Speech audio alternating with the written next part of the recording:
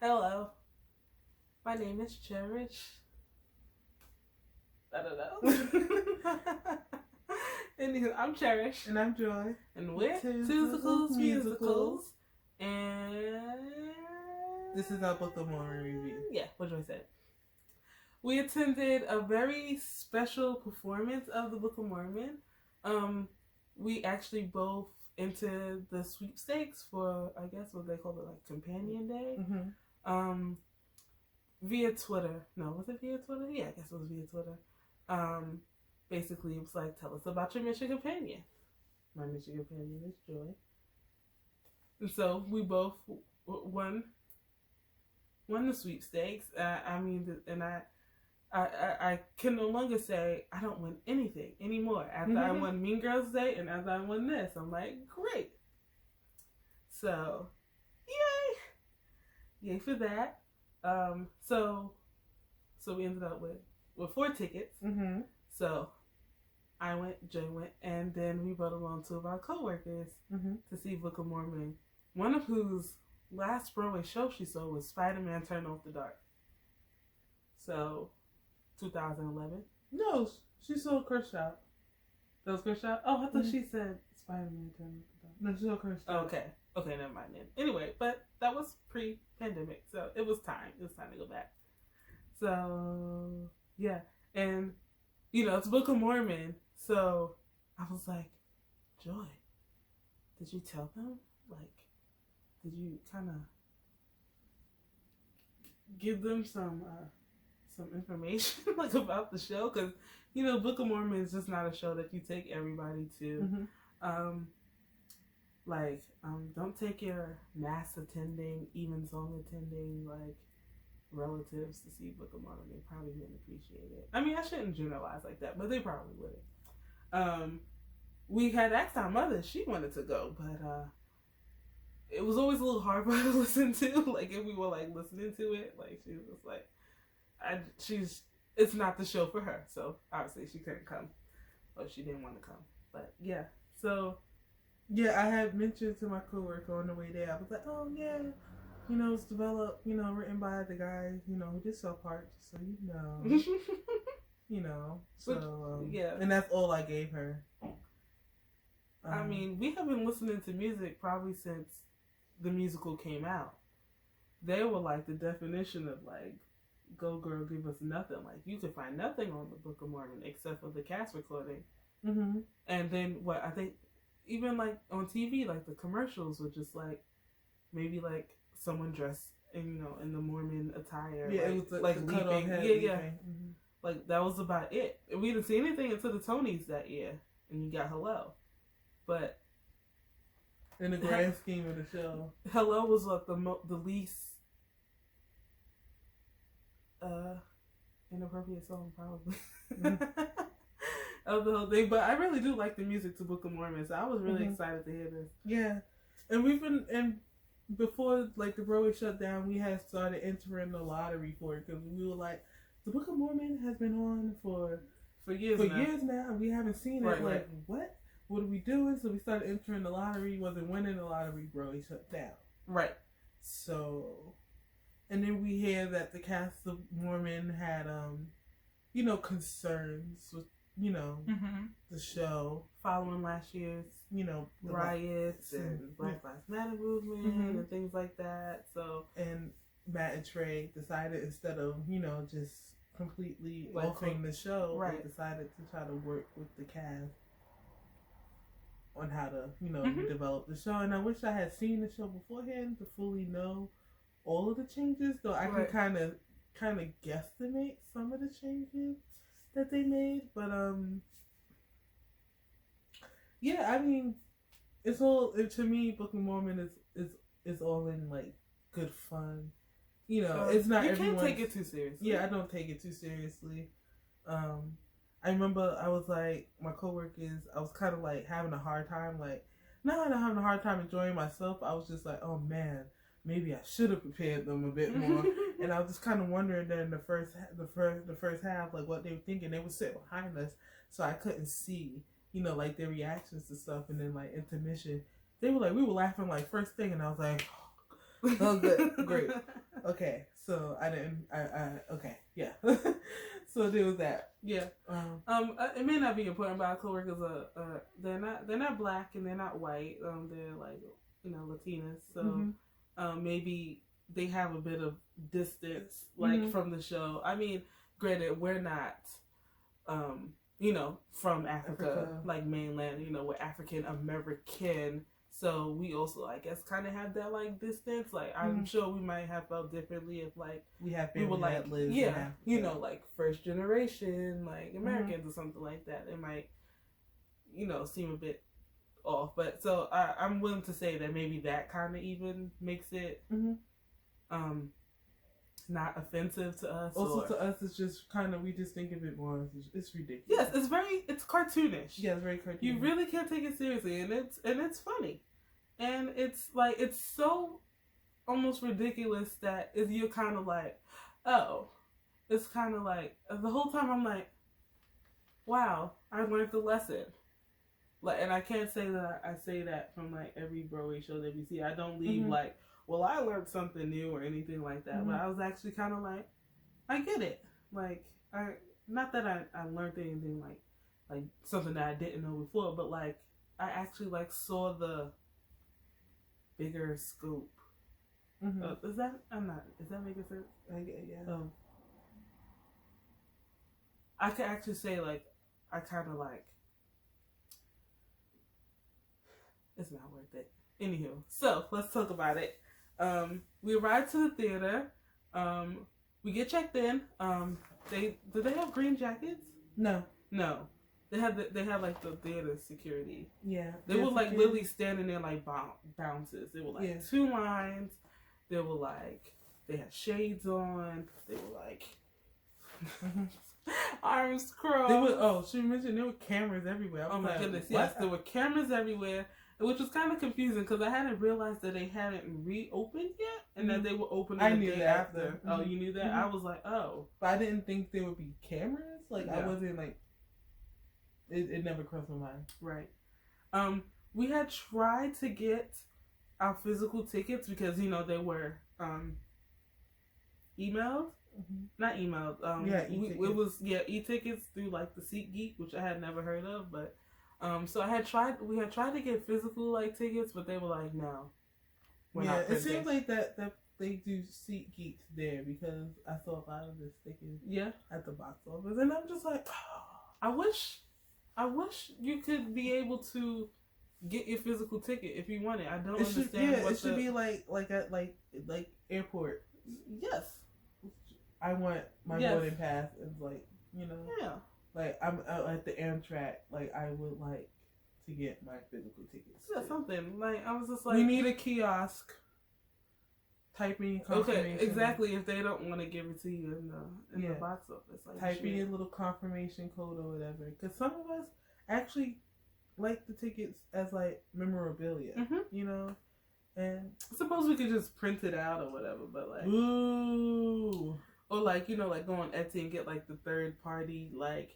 If you weren't gonna gift the ticket to somebody, but you didn't have the actual tickets yet, or you have an e-ticket, and you know how you could just like fill in like what the seat is and what the show is and what day it is. I guess you could do that. Maybe we need to do that for the ones you have e-tickets for. Maybe, yeah, because I miss having our like stuff. I mean, we only got it for like the Phantom of the Opera, and that's because we physically went to the box office to get those tickets. Though I do think they're still emailing some tickets because I think the guy ahead of us got his tickets emailed to him. Interesting. You mean like mailed? Emails, I think. Oh, the guy ahead of us. I think they did send it because he was giving us his email address. Anyway, but back to Book of Mormon. It felt nice. You could tell, like, once I saw the cameras, I was like, we're a part of something incredible. We're a part of something incredible. Oh man, we had wristbands. Yeah, that they gave us, like if you were like at like a club, and I was like, oh man, I want to be at 6. I want to stamp. Yeah, we were like wristbands.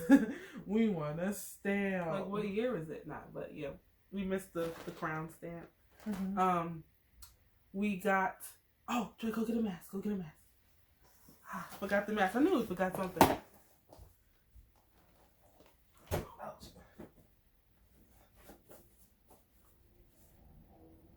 and we're holding. Oh, no, Maybe I'll pause it.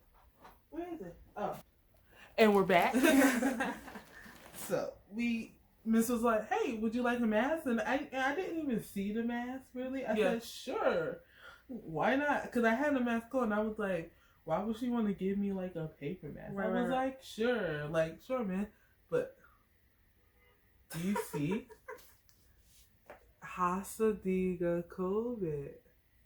And like we said earlier, our co-workers are Latina, so she was like, Asadiga, like she was like, what? We were like, no, it's not Spanish. And she was like, oh.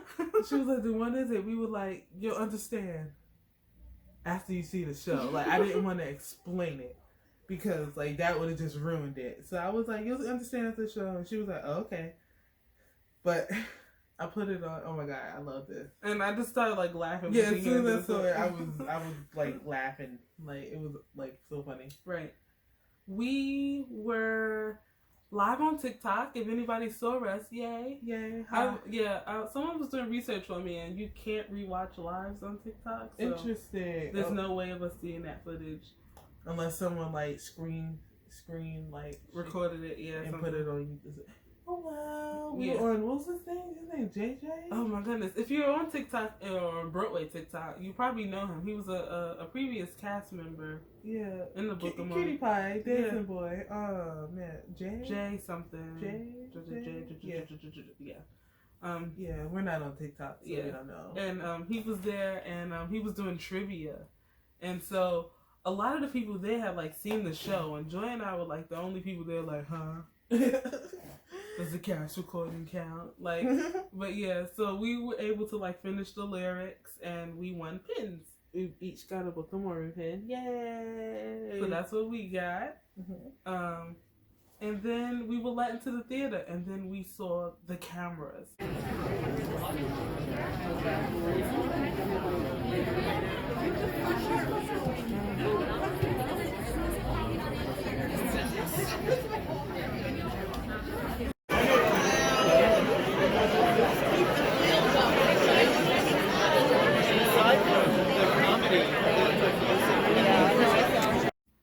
They had cameras set up, like, oh, they're filming this. Yeah, like wow, that's interesting. Yeah, and whatnot. And then right before the show started, Trey Parker, Matt Stone, and Bobby Lopez were all there, and they greeted everyone, and they were like waving, and they were like paying no attention to the cameras, and it was like wow. And then the show started, and it was like, whew. So yeah, we had good seats. Oh yeah, we were in row D. We were like what, right, ultra right, right on the aisle. On the aisle, it was really good. It was really good. It's like one of those things. I was like, wow, I'm finally getting to see it. Yeah. We've been re-seeing a lot of shows we've seen before, and even though there's been some distance of like years or even decades between the shows, I've seen it before. It's in my subconscious. So seeing like the Book of Mormon, I was like, this is completely like new to me. So I was like really excited about that. You know, it's kind of like seeing 6 for the first time. Yes. You know, like, what are we gonna get? Yes. It was something. So like, I remember like just like flipping through the playbook, I was like, the Namalungi is like light skin. Yeah. And I was kind of like, okay. Well, I think she was playing it before Broadway shut down. Yeah, and I was just kind of like, I mean, granted, I'm sure like Ugandans look like an array of complexions and whatnot, and features and phenotypes and whatnot, but I was like, I don't know. But like, I feel like once the show was like on, I did not care that Namalungi was like light skinned. She was great. I really enjoyed her. Yeah. She was like funny. Yeah. She was the guy who played I can't remember her name. Oh, here's the playbill. Oh, speaking of, I'm sorry, we're really bad at this. We got these special playbills. Our first playbill that has like a special sticker on it. Yeah. It says The Mystery Continues fan performance, November 4th, 2021.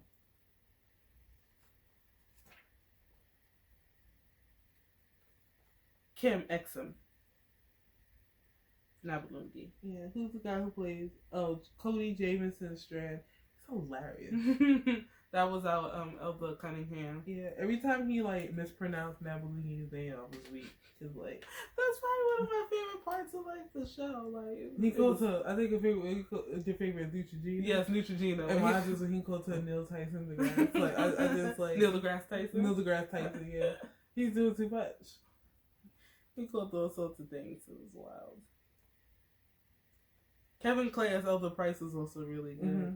And it's like, and it's one of those things like, oh, you've been listening to Andrew Rannells, like, you know, since, you know, the cast of Clothing came out, and like, but other people are able to play the role. So funny. It was good for me to see Bree Jackson from The Color Purple. Yeah. And I was like, oh, I bet you she's gonna be the one to go, like, who goes to church at the end. Yes. And I was right. You were right. Yeah, I think, since speaking of changes, I think part of the changes is, you know how she gets like a phone to like text? Mm-hmm. They changed that. She has an iPad now. iPad. I don't know what that was before Broadway and before the change shutdown and that. But because I think because I think some of the lyrics kind of we got They used to say we got your text, but now they're like we saw your post. Yeah. So like, I think it was like, you know, even in small villages in Africa, people do have access to like Wi-Fi, iPads and stuff. Yeah. You know. So it was great. Yeah, I think those are the only changes that I knew for sure. I would say. Yeah. But it was so funny. I had such a good time, and yeah, one thing that was a little puzzling that I'm not sure if it's meant to look that way on purpose. Okay, so the cast who play the Ugandans, when they came out, and maybe it's because we were extremely close, or I can't tell if it was like actually like an artistic choice, but their wigs look so bad. And I'm not just talking about like the style of like the wigs. I'm talking like the laying of the wigs, like how extremely obvious like the what do you call it? Lace, right? The lace like was, and it just looked a bit like it didn't look good. Yeah, like where was the blending? Yeah, and I'm not sure if like it was supposed to look a little like crazy because and then you're like, wait, they're being filmed. Shouldn't it be like really tight? So that was a little bit. I would like someone to explain that. Yeah. Explain. Yeah, I forgot about that. Yes, we require an explanation for those wigs. We also, I'm sorry, who played General Butt Effin' Naked? Because Derek Williams. Yes, because first of all, his face is on. Darren, I Believe had us weak. Yes, I Believe was really great. I can tell you, I was mostly looking forward to like Turn It Off because I love a good tap number. But Bobby, like, some of my favorite songs were like Hasadiga, when they retell the story of like Joseph Smith and things like that. Like that was like really good. I Am Africa, like a song that I never really like listened to. Like, it got on my nerves. Yes, like kind of breathed. But to see it in person had me like, yep. That was like some of like the best. And also like Baptize Me. That's I will tell you, that's my jam. I was like, I love it here. In here. Yeah. It's just a fun show. If you're into like South Park, you probably like the Book of Mormon. And if you're not into South Park, you won't like the Book of Mormon. Yeah. It's not for everybody. The show's doing well without. Yes. You know. So. Oh, I know I want to mention something else, but it just passed by me. It's okay. Oh, I know. It was the use of like drag in the show, because it's like you're like, wait a second. It didn't occur to me until like the show started, or like looking in the playbook, that there are no like no white women like cast in like the show. Yeah. So I was like, who's playing the mother now? Yeah, like, it took me a minute to realize that. Yeah, and that took me out. And like for like a solid like, it was the part when they go like when they're like retelling like the story, like when they're telling the story of like Joseph Smith, and they're like the settlers or like his followers, and something about the bonnet and the braid had me like weak, and I was just like shoulder. We had a couple of moments in the show where we were just like shoulders just like heaving, like. But yeah, it was a good time. It was a good time. I mean, am I gonna rush to go see it again? Probably not. Unless like I don't know, something happened in like the cast where I was like, I'm interested. But yeah, probably not. But it was nice to see, and we won, which is a nice story to tell. We didn't have to pay any money. Okay. It was always nice to see a show for free. Yeah. Free show. Okay. So, are you guys ready for some merch? I think so. I said, are you ready for some merch? No. We didn't get much. We got these shirts. The Mormon shirts with the tie and the hello, and I think the tie holder says the Book of Mormon, like the, what do you call it? Like the pin. The pin. We got this reusable tote. And we got this magnet. Yes, bring on more magnets like these. We're tired of the generic square magnets. We love an acrylic cutout, like our 6 magnet. That magnet is great. This is a great magnet. And we were gonna get a window card, but they were out of a window card. Yeah, he said to come back later, and I forgot. He said to come at the end of the show, and he will see if he can get more, and I forgot. So there's that. Yeah, which is okay. I mean, you go to like theater circle and get one if you really want it. Also, the Eugene O'Neill theater is tight. We saw Hairspray there years ago, and I forgot that it was tight, and I was a smaller person, and I was still a teenager. Right, there's only like one bar. You weren't that much smaller. You were like the same size you are now. Was I? You don't think I got a little taller? No, I don't think so. Well, it's still tight. Yeah, it's still smaller theater. I mean, I didn't feel as trapped as you did because I had the aisle seat. Yeah, I always let you have the aisle seat. Thank you, appreciate it. What was it? They only have the one like concessions upstairs, which may or may not mean anything to you, but there's only the one, so it's a bit of a line. It was a lot. And then there's 2 merch stands, both of which are like really oddly like placed, which kind of like one interferes with the one concessions, and then the other one is just kind of in the way of like you walk into the bathroom, if you like, or get into the stairs. Or if you want to use that bathroom, yeah. I should say. So and but you get the skinny cart, the whole stuff. Yeah. Anyway, I guess there's not much they can do about that. So we can't all be the Luke Fontaine. Yep. Or the Stephen Sondheim theater. Or the Gershwin. Or the Marquis. Or the Marquis, for that matter. Yeah. That's all we got. Yeah, that's all we got. Bye. Bye. See you later.